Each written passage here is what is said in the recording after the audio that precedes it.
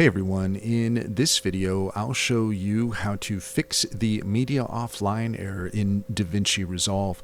In order to do so, first off, if you have DaVinci Resolve open and you're looking in your media pool and you see that you can't find the file that you're looking for, let me just show you really quick how that happens.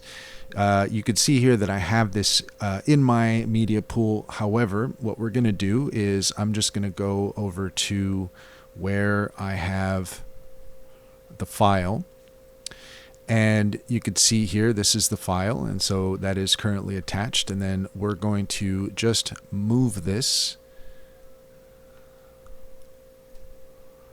and I'm just moving it just one step out, and you're going to see now that when we come back to DaVinci, now you're going to get the dreaded red error screen here that gives you an indication that there's a problem.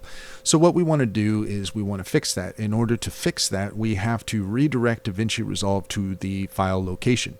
So what you want to do is you want to right click on the file here in your media pool, and then you're going to see here where it says relink selected clips. You're going to go ahead and select that. And since we just put it in our E drive, then what we can do is we can select that, and then we can just hit select folder.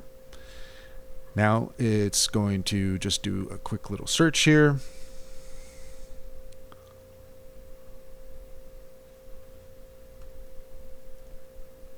And there you go. After doing a bit of a search, it has now found the file and it is back in our media pool.